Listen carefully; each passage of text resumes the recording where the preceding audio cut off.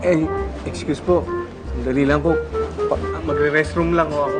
Opo, maiwan ko po muna kayo. Dito ka lang. Dito ka lang. Hindi, restroom na. Lalabas na nga eh. Medyo lang na. Kanina pa gusto may sabihin ako sa'yo, nakakaya nga kay Happy. Baka may masabi pa siya. Alam mo, Balaye, binigay na namin yung master's bedroom para wala siya masabi. Hindi niya naman ho kinailangan gawin yon. Cowboy naman ho ang anak ko. Hindi naman ho siya maselan at saka mareklamo. Ang importante lang ho sa kanya yung tahimik yung kapaligiran niya at saka yung peaceful. Yung makakasundo niya yung mga kasama niya sa bahay. Ayaw lang din ho niya yung talak ng talak. Hindi pa ba siya sanay sa'yo? Alam mo pala, sa two-way street. Makakasundo lang niya yung mga nasa paligid niya kung maayos sa mga kilos niya at hindi siya pasaway. Ay, hindi ho pasaway ang anak ko.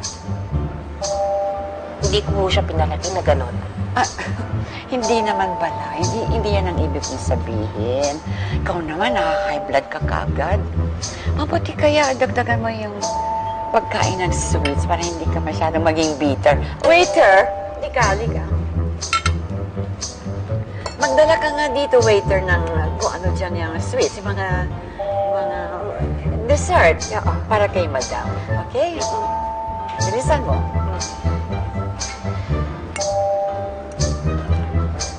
Oh, hindi kaya yata kumakain.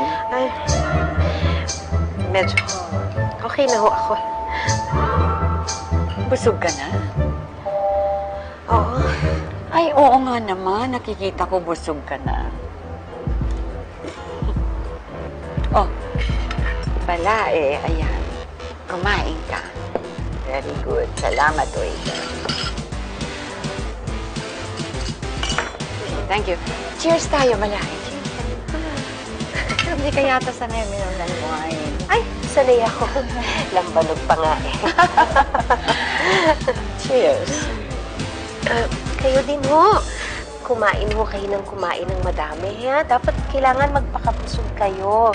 Pagkatapos, matulog ho kayo kaagad para bangungutin kayo mamayang gabi pagtulog. Ano ka mo? Ay, wala ko. Sayang yung pagkain. Ay, this is so cute. Totoo palang kubiertos ang ginagamit nila rito, Balay. At tingnan mo, hindi siya plastic.